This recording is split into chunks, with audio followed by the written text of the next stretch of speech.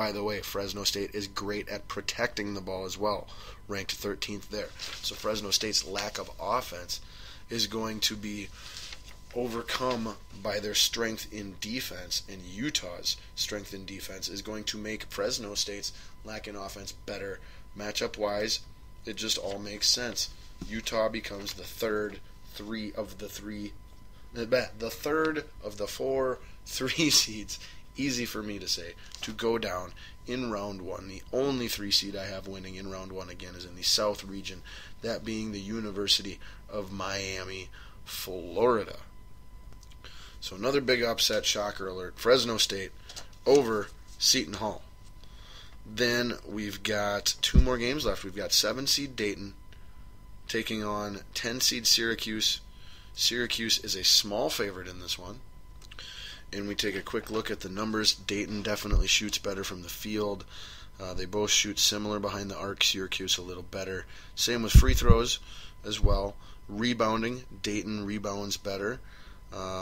Turnovers, neither are good at protecting the ball, but Syracuse protects the ball a little better. But here's the only reason I'm picking Syracuse, other than they're Syracuse and Dayton's Dayton. Syracuse can steal the ball. They get over 8 a game. Dayton, they get under 6. So when Dayton is ranked 58th at protecting the ball and 43rd at creating turnovers to Syracuse's 39th and 7th, I think that outweighs the shooting percentage differences and the rebounding. However, like I said, this game would not be won necessarily turnover-wise. This game would be won if Syracuse just can't shoot, and Dayton gets tons of extra opportunities as a result of their rebounding advantage that they have in the head-to-head matchup. That would be, I think, where you'd see Dayton win in this one. But confidently picking Syracuse to beat Dayton. And then finally, our final first-round matchup here, and then, like I said, we got to take just a real quick yawn and stretch break before moving on. Blasting our way through the rest of the tournament here quick. We have 2-seed Michigan State taking on 15-seed Middle Tennessee. And like I said, if you're looking for that 15 over 2 seed upset in this year's tournament, it ain't going to happen in this game. It might happen in the tournament. It ain't going to happen in this game. I can guarantee you Michigan State is one heck of a team. They're a very worthy number 1 seed in this tournament as well. Look at their numbers. Offensively, field goal shooting, they're ranked 8th. 3-point, they're ranked 1st. Free throw, they're ranked 20th. Amazing. The only thing Middle Tennessee is good at offensively is 3-point shooting. Everything else, they stink. So that's their only hope. Obi-Wan Kenobi shooting 3-pointers. You're my only hope. And then defensively, Michigan State, phenomenal at rebounding, ranked 2nd. Protecting the ball, middle of the pack. Only thing Michigan State struggles to do is generate turnovers, even though they have a great defense. They'll make you take really bad shots, and that's where their rebounding advantage comes in. But they don't generate a lot of turnovers. That's their only weakness. Michigan State's only weakness, not generating turnovers. Did you catch that? And then, middle of the Tennessee is middle to below average defensively as well. This one should be a romp. Michigan State easily bank it. So, boom, there we go. We're done with round 1. Holy guacamole. Like I said, quick yawn and stretch break. Give me like 3 seconds. And in the meantime, what you should do is you should double check your bracket that means the most to you, that you got the most riding on, and make sure that every single one of your first round picks matches my first round picks. Or if they don't, make sure it was one of the matchups that I said, here's at least a realistic way of events transpiring that, it could go either way. So, there you go. Well, I hope that was good for you, baby, and just remember that was only round 1. Oh, yeah. So what we're going to do here is I'm going to take you through the rest of my bracket picks for the tournament, and then we will put this mega monster edition of Balls on Fire finally out, and we will quickie our way through the rest of the topics here tonight. But so, starting on the left side of the bracket, second round, we got Kansas facing off against UConn. Kansas should win that one, but don't be surprised if UConn gives them a run for their money or possibly even upsets them. They match up pretty well. Next round, we got Maryland going up against Hawaii. I like Hawaii. I'm telling you, I don't like Maryland or California, but California might be better than I know. But we're going Hawaii all the way. Maryland doesn't protect the ball. Hawaii's great at creating turnovers, and we're going to say that that's the difference. So we got Hawaii advancing to the Sweet 16, a surprise team there as the, 13 seed? Yes. All right, then we've got Arizona versus Miami, so 6 seed versus a 3 seed facing off. I really like Arizona. I am a fan of this Arizona team. I trust this Arizona team. Oh, well, I don't trust this Arizona team, but I know they're good, okay? And I think they're playing good right now. So we pick Arizona to advance to the Sweet 16 over Miami. And then in the matchup of 7 versus 2, we've got Iowa versus Nova. And do not be surprised if Iowa upsets Nova and wins this and advances to the Sweet 16. However, my official prediction is that Nova will find a way to win this game. Then moving over in the second round, in the Western Conference, we've got Oregon facing off against Cincy. This could be a good game and an upset too, but we are picking Oregon. Next, we've got Baylor versus Duke in a 5 versus 4 seed matchup. I think Duke will win this easily. Then we got a pair of Cinderellas. So we got number 11 Northern Iowa taking on number 14 Green Bay. Northern Iowa continues its run to the Sweet 16 with a victory there. And then finally we got number 10 VCU taking on 2 Oklahoma. Oklahoma should win that one fairly easily, I believe. Moving on over to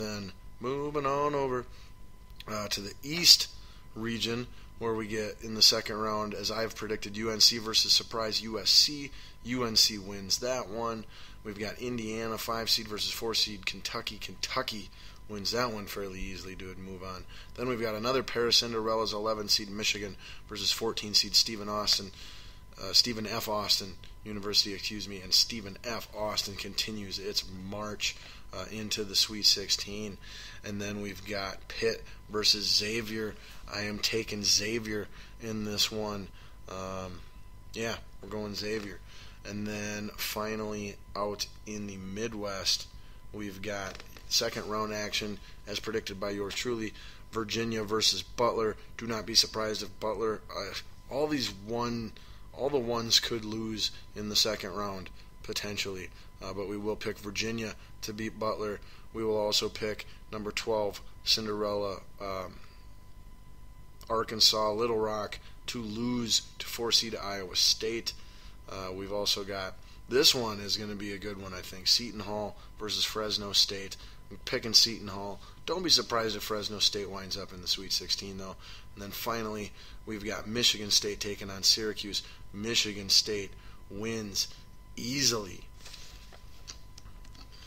Then from there, we find ourselves with a few days off before getting back to it in the Sweet 16 on March 24th through the 27th. Well, March 20. Actually, Sweet 16 would be March 26th and 25th. And then the Elite 8 would be, March 24th, March 24th and March 25th. And then March 26th and 27th would be your Elite 8. But we're in the Sweet 16 on my picks right now. So Sweet 16 out west, we have Kansas taking on Hawaii. Kansas continues their march towards a hopeful championship. We've also got Arizona 6 seed taking on 2 seed Nova. This is where Nova will for sure fall. I can't tell you enough how much I like Arizona. Their offense is great, other than protecting the ball sometimes, and their defense is great, aside from creating turnovers. But Villanova can't rebound. Villanova can't shoot the three. And they're not all that great at creating turnovers either. I think this is the matchup that takes them out of the tournament. Arizona advancing to the Elite 8 to take on Kansas. Down in the West, we've got Oregon 1 seed taking on 4 seed Duke. This one, Oregon's gone. If they survive Cincinnati, they do not survive Duke. Duke will beat Oregon fairly easily and advance to the Elite 8. And then we've got Northern Iowa, the great shooting team, taking on Oklahoma, and their size and their defense and their grit, and Oklahoma will win that game to advance to the Elite 8 as well. Then out in the East, we'll have UNC 1 seed North Carolina versus 4 seed Kentucky. Man, I'm hoping that happens. That'll be a great highlight game of the tournament. We have Kentucky knocking off UNC in that matchup. I feel. Let's see. What did I see here on the old breakdown that I liked? Yes, here we go. Nope, wrong round. There we go. Much better. All right, UNC versus North Carolina.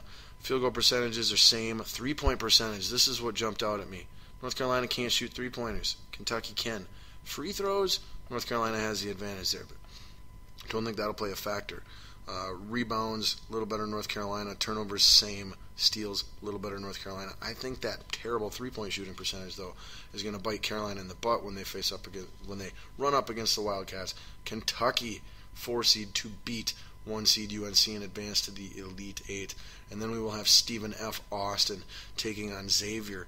I genuinely believe, looking at the numbers on this matchup, that Stephen F. Austin could beat Xavier. Xavier is not a good shooting team, and they're not good at protecting the ball.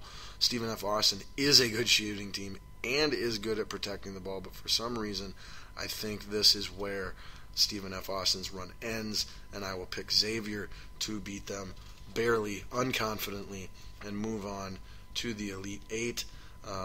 Out in the Midwest, we've got University of Virginia taking on Iowa State. That should be a great game. Toss up either way, but we're going to Virginia. I think Virginia's fairly legit for the most part. And then on the bottom, we got Seton Hall. And this one's totally up for grabs. It could be any of these 4 teams: Fresno State, Utah, Gonzaga, or Seton Hall. Wouldn't surprise me. Any of those 4 teams, one of those 4 teams will make the Sweet 16. I won't be surprised, whichever of them it is, but they will go down and go down hard to the Michigan State Spartans, who will advance to the Elite Eight. So now we find ourselves in the Elite Eight. Out south, we've got Kansas, 1 seed, taking on Arizona. And if you want to know where Kansas is going to lose, if Kansas loses before the Final Four, it's right here against Arizona, if Arizona makes it that far. Nova, I think they beat Nova. Iowa, I think they beat Iowa. But if they run up against Arizona, as I have predicted, I feel Arizona's going to win that. However, Kansas is my only 1 seed really alive yet at this time, other than Virginia, and I don't have them winning for sure. I want a number 1 seed, so I'm picking Kansas over Arizona, simply so that I can have a number 1 seed in my Final Four. However, wouldn't surprise me if Arizona ends up in the Final Four, thus making it no number 1s. So very torn on this one, but officially picking Kansas to be my lone 1 seed representative here. Then down west, we've got Duke taking on Oklahoma. This game should be incredible if and when it happens. I have Oklahoma edging out Duke. And why the heck do I have Oklahoma edging out Duke? Well, offensively, they're matched up almost identically across the board, with the one exception being Oklahoma being about a 5% better three-point shooting team. Then we go down defensively. Oklahoma's also way better at rebounding the ball and generating, and they're a little bit better at generating steals. The only advantage Duke has in this game is their ability to protect the ball, which they're 6, and Oklahoma is 56. It's about a 3 turnover per game difference. So that's really their only chance. But I feel really good about Oklahoma's seeding and the team they have this year, and I like Oklahoma to beat Duke in the Elite Eight and advance as a 2 seed out of the West to the Final Four. Then moving over to the East, we've got 4 seed Kentucky taking another 2 versus 4 matchup. 4 seed Kentucky versus 2 seed Xavier. I think Kentucky steamrolls past Xavier into the Final Four as a 4 seed. So we've got a 1 seed, a 2 seed, a 4 seed, and then out in the Midwest for our final Elite Eight game, we've got the 1 versus 2 matchup, the only 1 versus 2 matchup in my Elite Eight, and that would be Virginia versus Michigan State University. And I have Michigan State just being too complete of a team, Virginia not quite being there, and this is where Virginia, a very legit contending team, will go down. Offensively, both offenses are great, with Virginia's only real advantage being at the free throw line by about 2.5 percentage points. However, Michigan State's rebounding is 2nd, Virginia's is 66th. That is not good news. But when it comes to protecting the ball, Virginia is second best. And when it comes to creating turnovers, the Spartans are 65th best. So